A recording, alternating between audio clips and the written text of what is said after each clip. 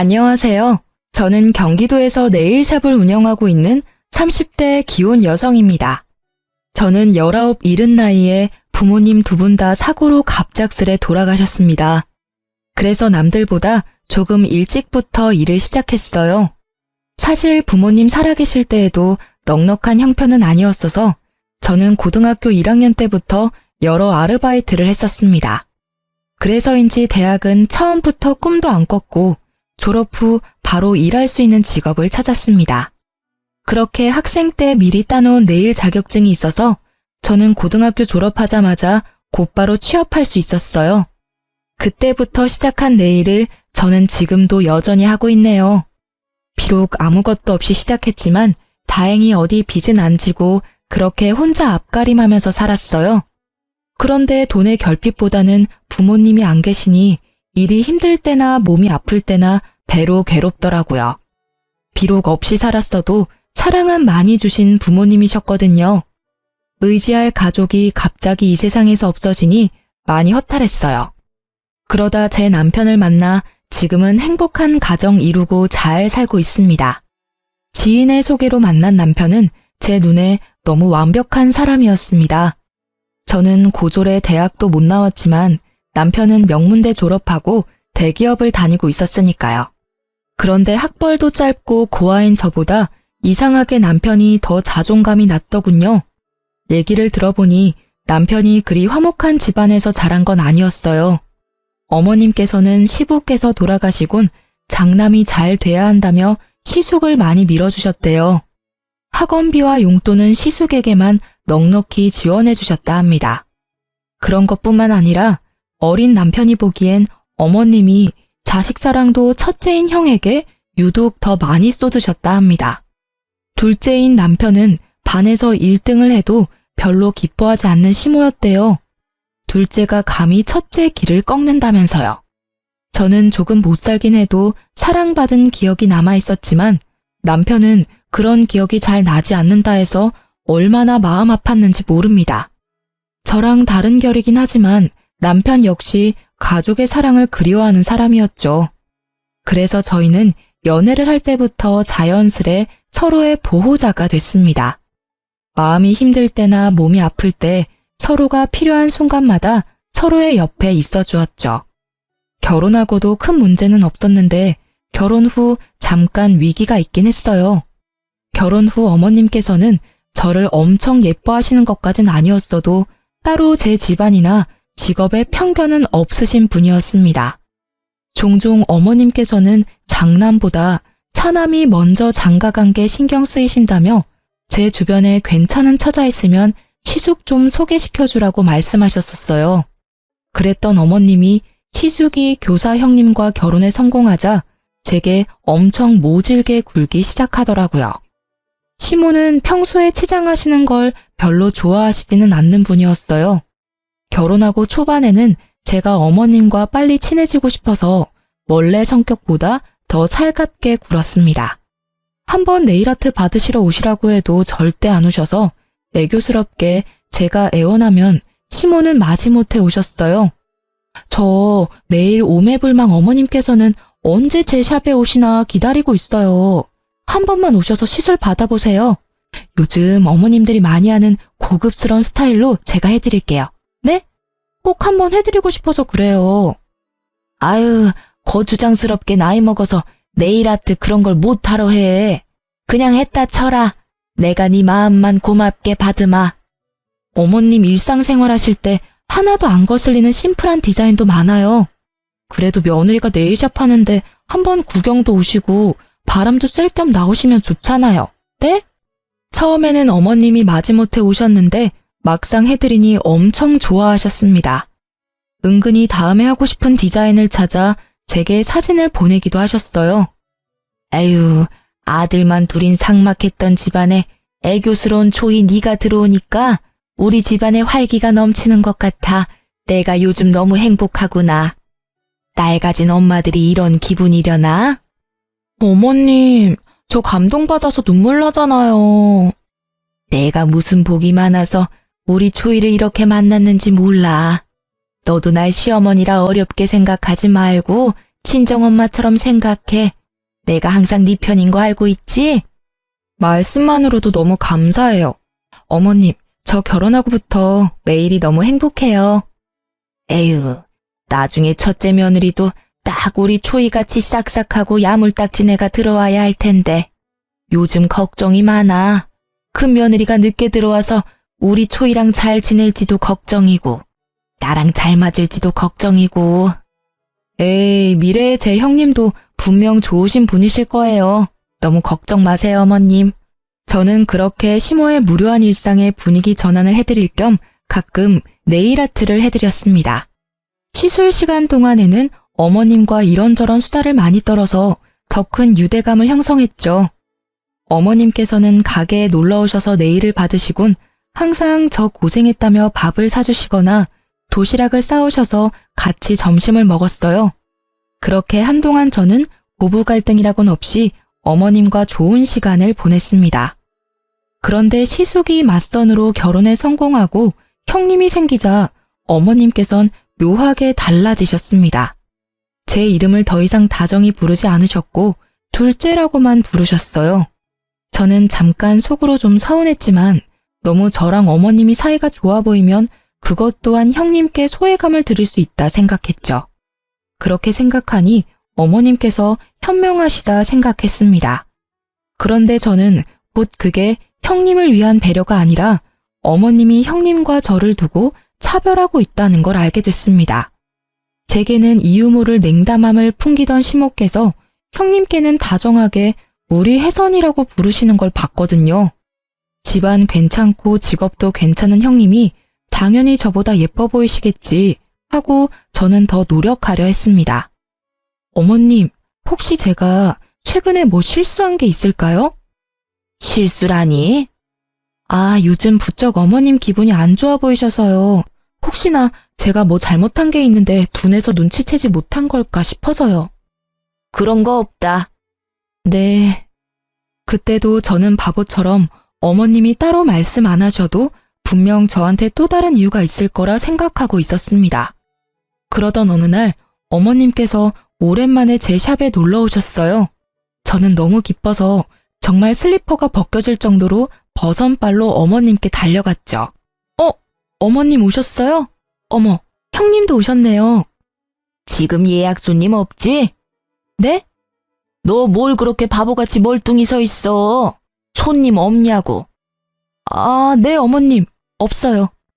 그럼 혜선이 내일 좀 맡기자. 저는 특정 요일에는 오전 예약을 안 받고 오후에만 예약을 받습니다. 그런데 그 요일을 아는 시모께서 연락도 없이 형님을 데리고 샵에 오셨더라고요. 저는 마냥 반가운 마음뿐이었는데 어머님은 그날도 제게 무척 차가운 반응이셨습니다. 아, 형님, 내일 받으시려고요?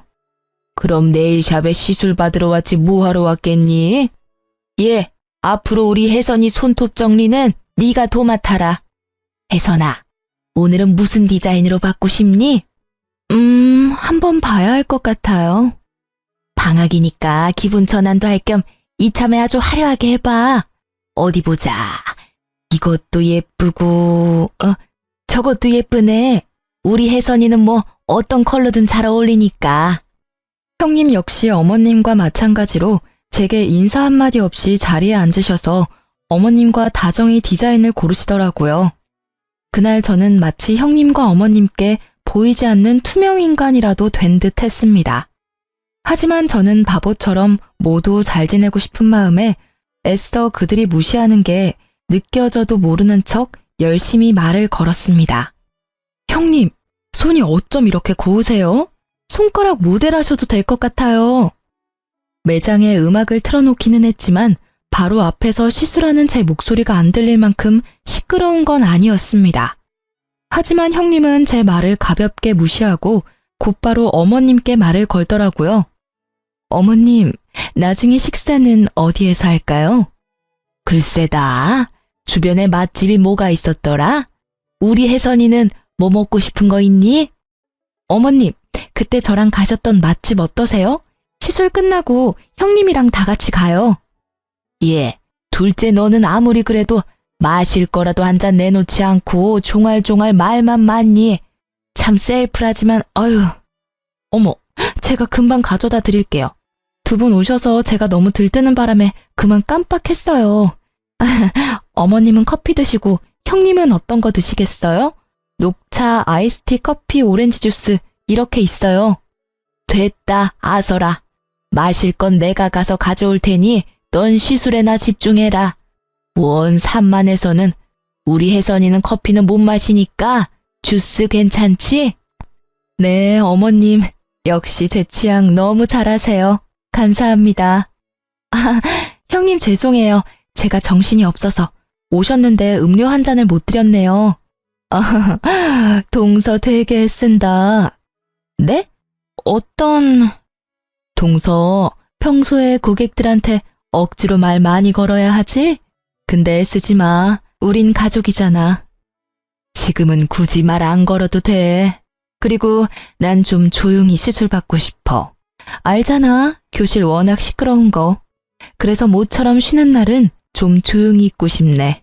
무슨 말인지 이해했지? 네? 아, 네. 그렇게 형님은 어머님이 잠시 안 계실 때 제 입단속을 시키더니 그 뒤론 어머님이랑 폭풍 수다를 떨더군요. 저는 그 수다에 끼어들지 못했어요. 저도 사람인지라 수치심이 느껴져 더 이상 살갑게 먼저 형님께 대화를 시도하지 않고 묵묵히 시술만 했습니다. 그런데 어머님까지 기본 손톱 케어를 다 해드리고 나자 두 분은 제게 고맙다거나 고생했다는 말 한마디 없이 바삐 일어나시더라고요. 네, 결국 저만 빼고 형님과 어머님은 식사를 하러 갔습니다.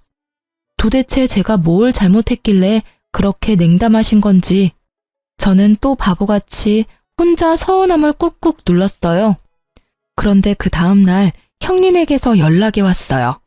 저는 어제 인사 없이 가서 미안했다, 뭐 고마웠다 이런 말을 들을 줄 알았는데 형님께서 처음부터 하는 말이요. 어쩔 거야? 여보세요? 형님 아니세요? 내 번호 안 떠? 뭘 또 물어? 나 맞아. 형님, 왜 그러세요? 동서, 내 손톱 어쩔 거냐니까? 손톱이 왜요? 무슨 문제 있으세요? 일단 제일 문제는 손톱이 너무 거추장스럽고 불편해 죽겠어. 게다가 엄청 따끔거리고 손톱 사이에 진물도 나오는 것 같거든? 어떻게 배상할 거야? 아니 실력 개뿔도 없으면서 무슨 샵을 하겠다고. 형님, 아무리 화가 나셨다 해도 좀 말씀이 지나치시네요. 우선 손은 괜찮으세요? 죄송해요. 저도 샵하면서 정말 이런 경우는 처음이라 이유를 모르겠어요. 일단 저랑 같이 병원부터 가시겠어요? 내가 왜 너랑 같이 병원을 가야 하니? 그리고 사과를 할 거면 똑바로 해. 저 형님, 속상하신 마음은 알겠는데 호칭은 똑바로 해주세요. 뭐? 꼴에 지금 자존심 상한다 이거야? 시댁 식구들 앞에서나 우리가 형님 동서지. 그나저나 내 손톱 어쩔 거냐니까? 손님이 클레임을 걸었으면 사과를 제대로 해야 할 것 아니야. 장사 이따위로 할래? 가게 문 닫고 싶은 거 아니지? 멀쩡한 손톱 몇 개는 부러졌다고. 이거 어떻게 책임질 거야? 형님, 저는 평소대로 시술했고, 아니, 오히려 더 신경 써서 해드렸어요.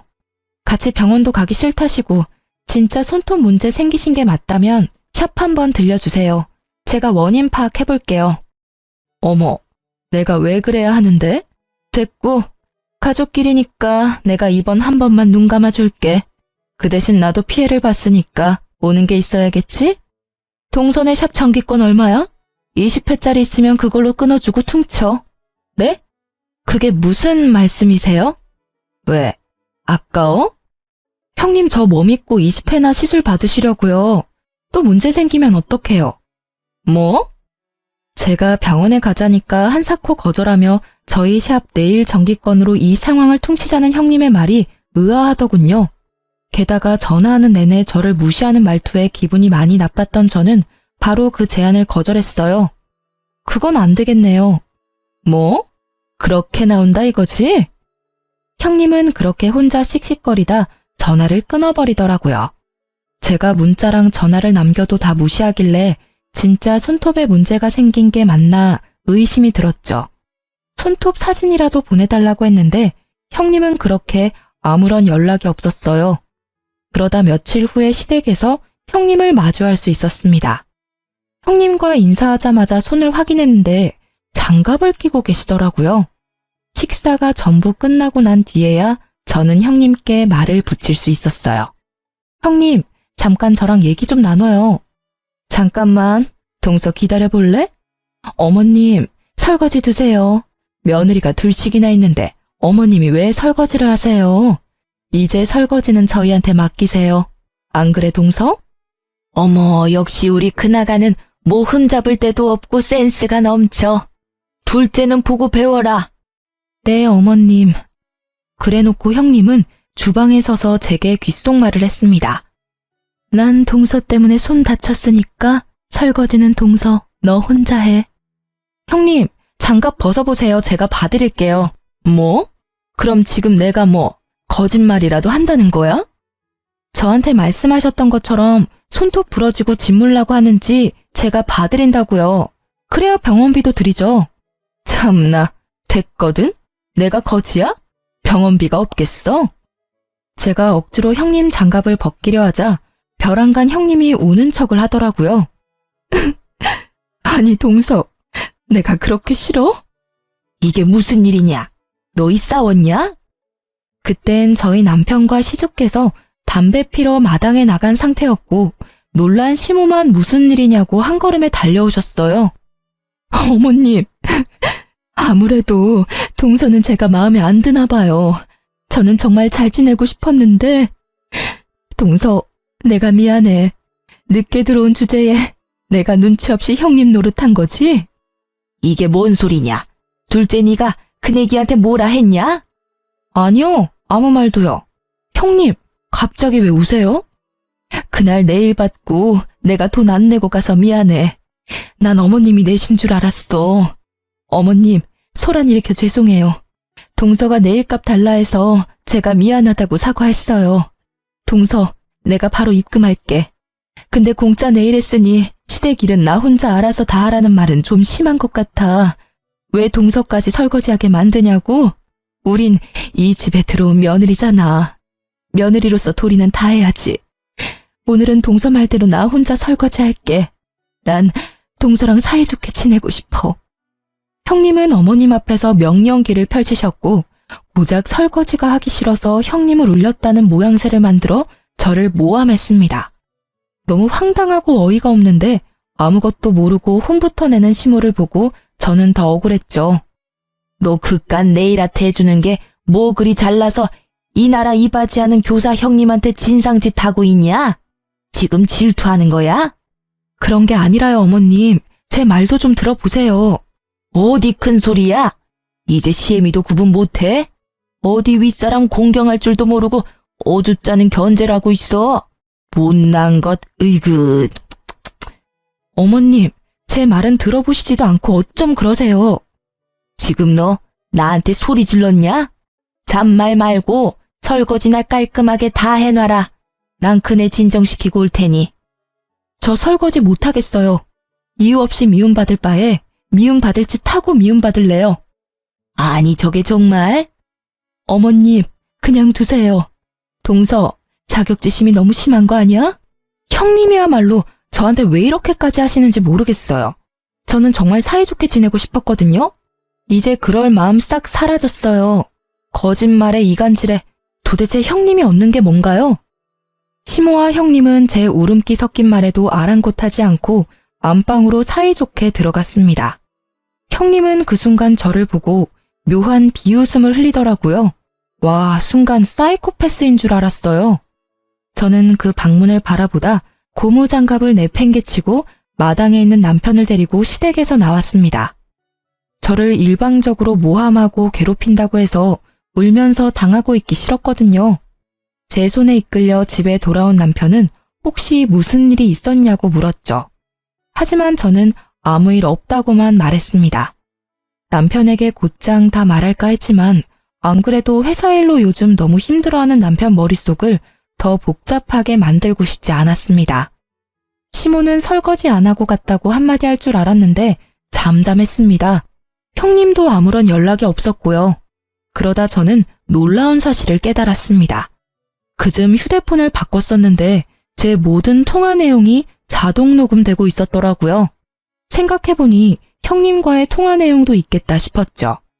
찾아보니 정말 다행스럽게도 형님이 제게 막말하며 진상짓했던 통화 녹음이 남아 있었습니다. 저는 아무런 말도 덧붙이지 않고 형님에게 통화가 녹음된 파일을 톡으로 보냈습니다. 그러자 형님은 제게 바로 전화를 걸어 싹싹 빌더군요. 동서, 통화 녹음하고 있었던 거야?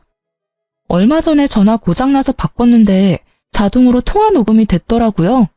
어머님 눈에는 마음 넓고 천사 같은 형님인데 저한테 이렇게 막말하신 거 막상 들으시면 어떤 반응하실지 저 너무 궁금해요. 동서, 일단 만나서 얘기하자. 나도 동서 말대로 사이좋게 지내고 싶어. 왜 아니겠어? 내가 정말 미안해, 응? 이거 나 말고 또 다른 식구들한테 보낸 건 아니지? 저 바빠서 전화 이만 끊을게요. 동서!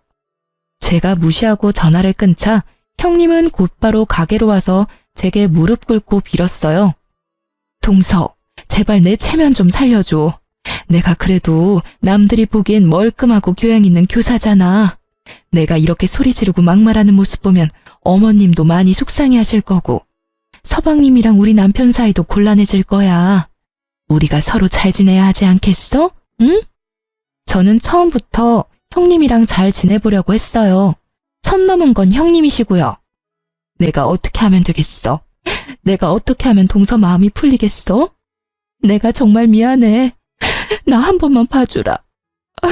내가 첫째 며느리인데 둘째 며느리인 동서보다 늦게 집에 들어왔다고 나 혹시라도 무시당할까봐 내가 그래서 오히려 더 기센 척 못되게 군 거야. 정말 다른 뜻은 없었어. 동서, 나 진짜 나쁜 사람 아니야. 알면 알수록 진국인 사람이라고 내가. 그럼 일단 손톱 좀 봐요, 형님. 진짜 저한테 시술 받고 엉망이 됐는지 봐야겠어요. 이건 제 커리어가 걸린 문제이기도 하거든요. 다 거짓말이야. 멀쩡해. 동서, 내가 받아본 네일 아티스트 중에 제일 잘해. 내가 인정해. 그러니까 정기권 달라고 했지. 일단 결제부터 하세요. 시술 받았던 거 결제도 하시고 사과도 똑바로 하세요. 형님으로서 사과한 건 지금까지 들었으니까 됐고요. 시술 받고 진상짓한 거 손님으로서 제대로 사과해주세요. 알았어. 미안해. 다 오해였어. 오해가 아니라 거짓말이잖아요. 그래, 다 거짓말이었어. 내 손톱 아주 멀쩡하고 동서 시술은 아무런 문제 없었어. 미안해. 손 좀 내밀어주세요. 사진 찍어놔야죠. 또 나중에 어떻게 말씀 바뀔지 모르니까요. 알겠어, 동서. 그럼 이제 마음 풀린 거지? 저도 사람인지라 금방 마음 풀리진 않겠네요. 그래도 앞으로 사이좋게는 못 지내더라도 우리 나쁘게 지내진 말아요. 저는 진심으로 형님 환영했고 형님이 생긴다는 것만으로도 기뻤어요. 알지. 내가 동서 마음 다 알지. 어머님께도 그때 오해 만든 거 형님이 알아서 풀어주실 거죠? 당연하지. 내가 만든 일인데 내가 풀어야지.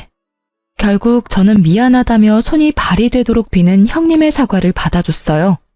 형님이 어머님께 뭐라고 말했는지 모르겠지만 어머님은 싸우지 말고 다 같이 잘 지내보자고 연락이 먼저 오셨어요. 하지만 저는 이미 상처를 받아서 어머님께 더 이상 살가운 며느리가 될 수는 없더라고요. 원래라면 시댁에 자주 가서 좋은 시간 보냈을 텐데 저는 시댁에 가는 발걸음을 줄여나갔습니다. 남편 역시 저 때문에 시댁의 발길을 끊었습니다. 그때 시댁 식구들과 불화 말고도 저희 부부가 많이 힘들었을 때였거든요. 딩크족이라고 요새 아이를 안 낳는 부부들이 많아졌잖아요.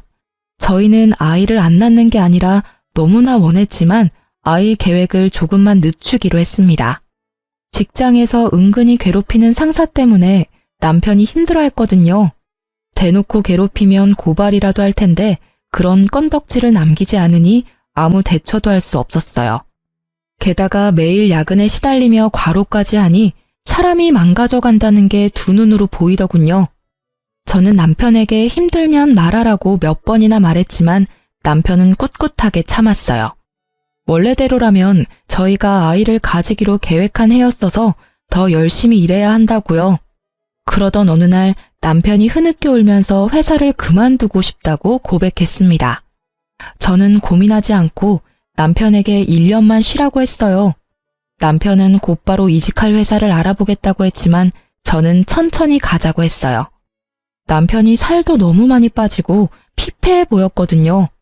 저는 든든한 친정도 없고 비록 가진 거 없이 자랐지만 제 사업으로 돈을 좀 벌어놓은 상태였고 지금 벌이도 나쁘지 않아서 그 정도쯤은 남편을 뒷바라지할 수 있었습니다. 연애 때 남편이 혼자인 제게 많은 힘이 되어주었는데 이번에는 제가 남편에게 울타리가 되어주고 싶었어요. 내 사람이 그렇게 힘들다는데 한 번쯤 제대로 도와주고 싶었습니다. 그렇게 남편은 대기업을 그만두고 1년 동안 쉬면서 이직 준비를 하기로 했습니다. 시모한테는 절대 비밀이었어요. 워낙 고지식하신 옛날 분이라 힘들게 들어간 대기업 그만뒀다고 남편을 잡을 게 분명했거든요. 그런데 어쩌다 시댁에 가면 시모는 모든 일을 저한테만 시키더라고요. 형님은 그냥 앉아서 쉬라고 손수 과일까지 깎아주시면서 여전히 저만 미워하는 모습이 보였어요. 이런 취급 받을 거면 아예 시댁에 안 와야겠다 머릿속으로 생각하고 있던 참이었어요. 둘째 네가 그동안 나한테 해준 게 고작 네일밖에 더 있냐? 며느리 네일 아트샵 한다고 말하면 사람들 인식이 어떤 줄 알기나 해. 변변한 직업도 아니고 대기업 다니는 내 아들이 너무 아까워. 어머니, 사람 앞에 두고 말씀을 뭘 그렇게 하세요? 야, 어디서 어머니 앞에서 언성을 높여? 남편이 너무 화가 나서 어머님께 대들자 시숙은 또 남편을 나무랐어요. 내가 어디 틀린 말 했냐? 그리고 너희 왜 아직 애가 안 생기냐? 장남이랑 큰아가는 이제 막 결혼했지만 너네는 결혼한 지 꽤 됐잖니? 이유가 뭐냐? 둘째 너 무슨 문제 있냐? 어머님, 말씀을 왜 그렇게 밉게 하세요? 저 진짜 너무 서운해요. 요즘 저랑 남편 엄청 힘들거든요. 어머님이라도 저희 그냥 믿고 기다려주시면 안 돼요? 예뻐는 안 하시더라도 미워는 하지 말아주시면 안 돼요? 제가 너무 서운하고 화가 나서 어머님한테 반박하니 형님은 시모와 합세해서 저한테 버릇없다고 갑자기 훈계질을 하더군요. 아니 보자 하니까 동서 그게 무슨 말버릇이야. 아무리 대학 안 나왔다지만 초중고에서 예의 공경 이런 거 안 배웠어? 어서 어머님께 잘못했다고 사과드리지 못해. 네? 형님이 저한테 하실 말씀은 아닌 것 같네요. 제 말에 움찔하던 형님은 찔리는 게 있으니 또 조용해지더군요. 남편이 사실은 이라고 운을 떼자마자 저는 남편을 다독이며 시댁에서 나와버렸습니다. 그 상황에서 회사까지 관뒀다 하면 난리가 날 것 같았거든요. 대신 저는 소심한 복수로 시댁 제사 지낼 때 말없이 시댁에 안 갔어요. 시모께서 음식을 다 했는지 제게 왜 안 왔냐고 늦은 저녁 전화가 왔어요. 저는 샵 예약도 꽉 찼고 너무 바빠서 못 간다고 말씀드렸죠. 그리곤 분명 옆에서 듣고 있을 형님을 위해 이 말도 함께 덧붙였어요. 어머님, 네일아트 하는 모자란 며느리 말고 든든한 교사 며느리 있잖아요. 형님은 워라밸 좋으니까 일찍 마치셨잖아요. 형님, 듣고 계시죠?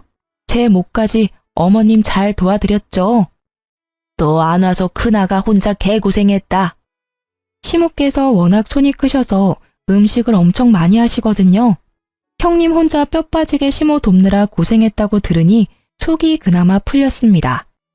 그렇게 빚고자 형님은 그게 열받았는지 또다시 이간질을 하려 들더군요. 그 다음날 네일샵에 연락도 없이 시모랑 형님이 들이닥쳤습니다.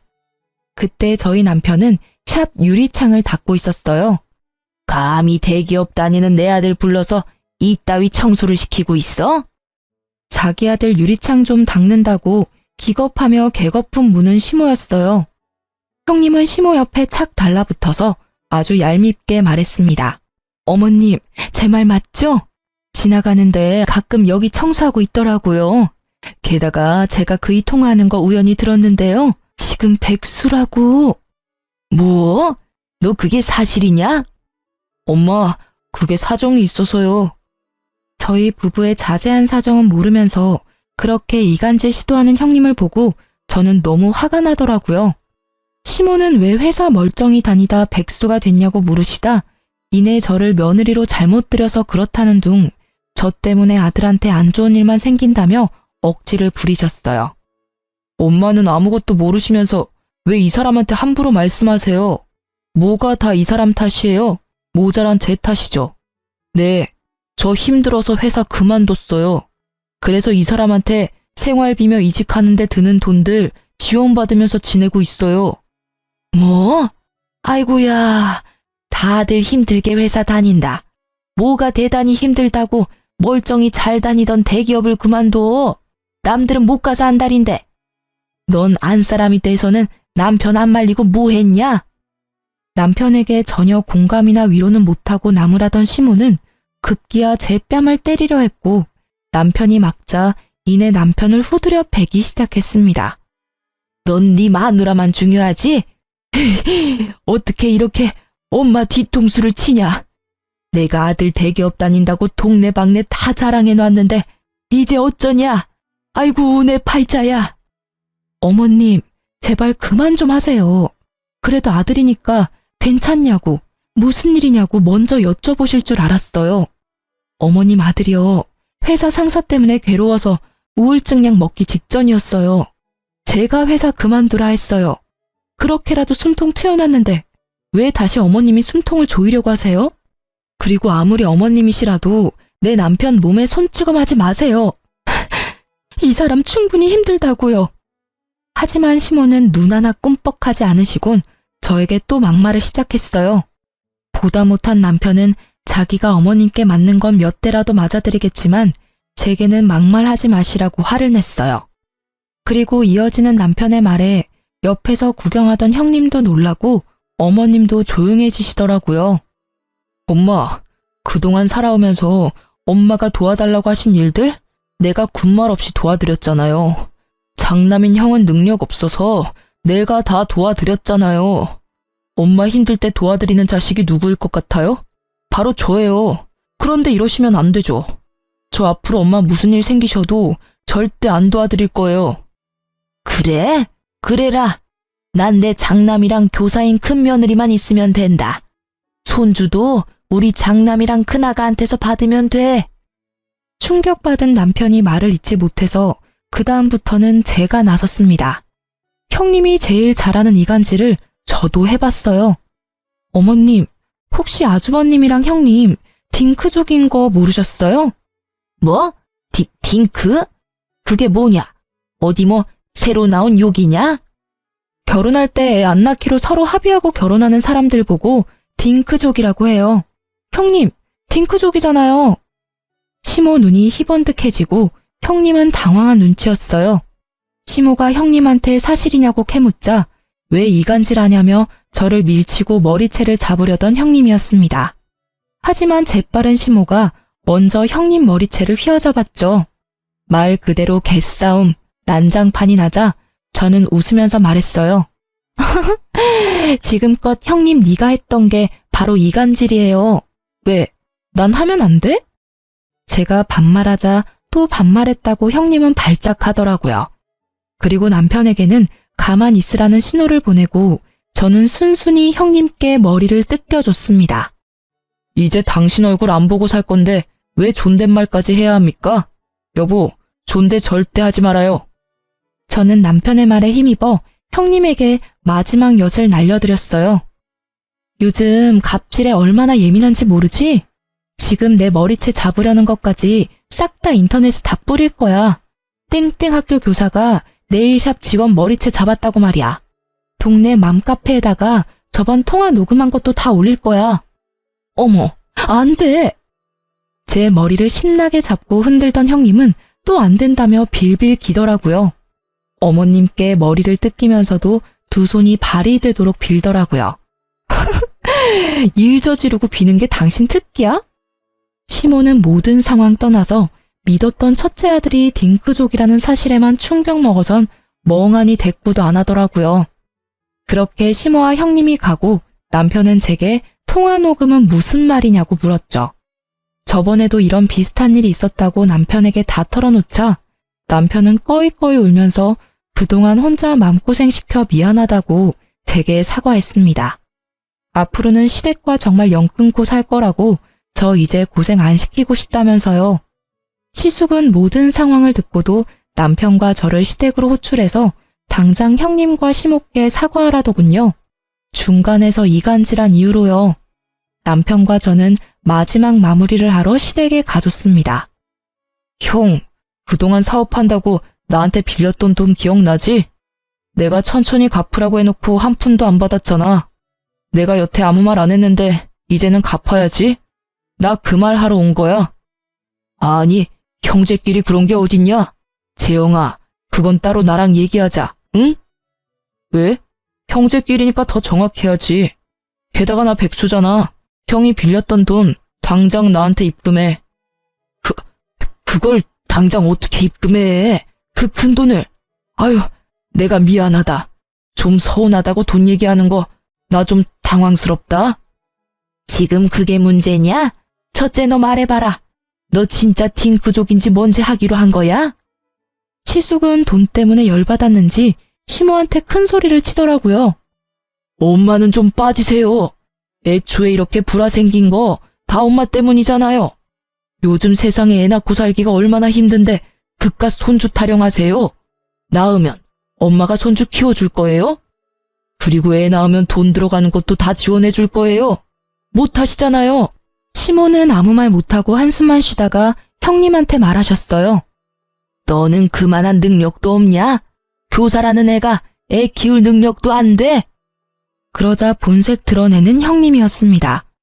어머님, 저 학교에서 애들 보는 것도 지긋지긋합니다. 어떻게 제 애까지 낳아서 키워요? 저 이 사람이랑 애 안 낳는 조건으로 결혼한 거니까 더 이상 강요 마세요. 뭐? 어머니, 이래도 장남이랑 교사 며느리만 최고예요? 당연하지. 이 문제들은 차차 서로 의견 조율하며 해결해 나가면 된다. 네, 그럼 엄마, 차남 이만 인사드리고 갈게요. 다시는 제 발로 여기 안 올 거예요. 참나, 누가 반긴다고? 형, 2주 줄게. 형수한테 돈을 빌리던지 알아서 돈 구해서 입금해놔. 재영아, 너 진짜 이럴래? 엄마, 어떻게 쟤 좀 잘 구슬려 보세요. 그렇게 남편과 저는 시댁과 인연을 끊고 지냈어요. 결혼 전 시숙에게 빌려줬던 돈도 남편은 악착같이 전부 받아냈습니다. 그리고 남편은 저랑 약속한 1년을 다 채우지 않고 3개월만 딱 푹 쉬고 보란듯이 이직에 성공했어요. 지금은 더 좋은 환경에서 일하고 있어요. 연봉은 물론 예전보다 훨씬 낮았지만요. 하지만 남편의 얼굴에는 예전과 달리 활기가 돌았고 웃음을 되찾았습니다. 저도 여느 때와 같이 장사가 잘 됐고 문제 없었습니다. 사실 형님 통화 녹음본과 CCTV 영상 인터넷에 올리려다 그러다 저희 샵까지 구설수에 오를까봐 포기하고 영상 가지고 경찰에 신고만 했습니다. 다신 저희 샵에 접근 못하게요. 오히려 신고가 들어가면 정말 교사 인생은 끝난다며 형님은 더 난리가 났었죠. 동서, 내가 달라는 대로 다 줄게. 제발 고소 취하해주라. 나 이대로라면 교사 생활 제대로 못해. 내가 너무 염치 없지만 한 번만 봐주면 안 될까? 형님, 다시는 어디 가서 사람 쉽게 무시하고 다니지 마세요. 내 눈에 눈물 나게 하면 피눈물 나게 복수하는 나 같은 사람도 있어요. 저는 합의 절대 안 해주려다 합의금 두둑히 받아서 금융치료 잘했습니다. 또 남편이 제게 고맙고 미안하다고 이직한 후에 전 직장에서 받은 퇴직금을 알아서 하라고 전부 제게 주더라고요. 저는 그 퇴직금과 합의금 그리고 제가 그동안 모은 돈 다 합쳐서 최근에 제 가게를 매매 계약했어요. 빚도 조금 냈지만 드디어 월세에서 벗어났습니다. 겹경사로 새 생명까지 제 뱃속에 찾아와 줬어요. 힘든 상황들 이겨내자 좋은 일만 가득 생기더라고요. 그런데 시모랑 우연히 딱 마주친 거 아니겠습니까? 저와 마주치자마자 시모는 속사포로 시숙 사업 좀 도와달라 하시더라고요. 잘 지냈냐는 말씀은 기대도 안 했지만 그래도 남편 안부는 물으실 줄 알았거든요. 너 샵에 갔는데 가게 사서 이사했다더라. 어딘지 알아야 내가 찾지. 이렇게라도 만나서 천만다행이다. 니들 돈이 어디서 났니? 너 내 생각보다 돈이 좀 있는 거지? 네 남편이랑 네가 좀 우리 큰아들 사업 좀 도와줘야겠다. 많이 힘들어해 우리 장남이. 어머님이 좋아하는 교사 며느리 두고 왜 저한테 돈을 달라 하세요? 그 망할 것은 말도 꺼내지 마라.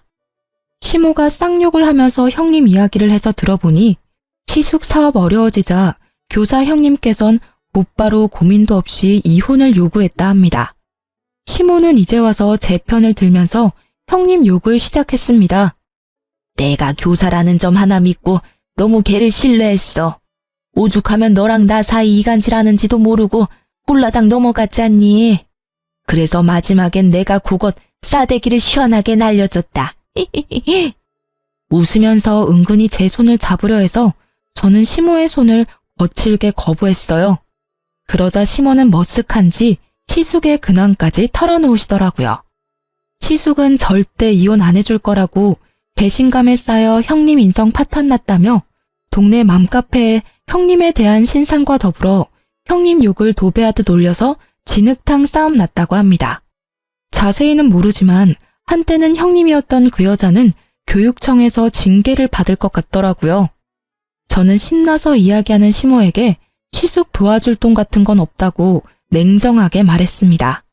화를 낼 줄 알았는데 갑자기 눈을 크게 뜨면서 제 배를 주시했습니다. 너 배가 볼록하구나? 네, 맞아요. 저희 애기 생겼어요. 그러자 울면서 냅다 바닥을 치는 시모였습니다. 내가 잘못했다. 한 번만 봐줘라. 우리 예전에 사이 좋았잖니. 아이고, 우리 손주가 여기 있었어. 아들이야, 딸이야? 어머, 할머니야, 우리 아가. 울면서도 기뻐하는 시모의 모습에 소름이 돋더라고요. 저는 곧바로 배를 감추며 애기 태어나도 어머님께 보여드릴 일은 없다고 매몰차게 자리를 떴습니다. 그동안 시모의 전화를 피했던 남편은 그날만큼은 어머님 전화를 받았어요. 이제야 전화를 받냐? 너 애기 생긴 걸 왜 진작 말 안 했냐? 엄마가 그럴 만한 자격 있으세요? 집사람 태교에 안 좋으니 다신 연락도 하지 마세요. 아이고, 내가 미안하다. 다 진심이 아니었어. 아들, 엄마랑 정말 얼굴 안 보고 지낼 거야? 네, 전화 끊을게요. 아들. 그렇게 시모는 남편에게 일방적으로 용서를 빌다가 또 태교에 안 좋으면 출산 때까진 연락을 안 하고 있겠다며 사라지셨습니다. 현재 저는 다행히 출산 잘했고 아이도 건강하게 잘 크고 있습니다. 남편에게 나중에야 들었는데 시숙은 사업 망하고 시댁 집까지 근저당이 잡혀서 빚 갚느라 공사판 전전하고 있다고 합니다. 남편이 마음이 약해서 아예 도와주지 않은 건 아니었대요. 못 받을 걸 알면서도 착한 남편은 시숙에게 조금 돈을 빌려줬다고 합니다. 남편을 믿으니까 그 액수가 얼마인지는 굳이 묻지 않았어요. 시모는 식당 알바를 하신대요. 그 뒤로 남편도 저도 뵌 적은 없는데 가끔 남편에게 돈을 입금하십니다. 애기용품 사라고 보내시는 것 같아요. 남편은 본인이 받은 상처와 제가 받은 상처가 있으니 꿈쩍도 안 하고 돈을 그대로 다시 시모께 보내고 있습니다. 그리고 애기 얼굴 좀 제발 보여달라고 애원하는 시모한테 얼굴은 직접 보여줄 수 없다고 딱 잘라 거절했습니다. 아이 사진만이라도 한 장만 보내달라고 너무 애원하셔서 사진만 보내드렸어요.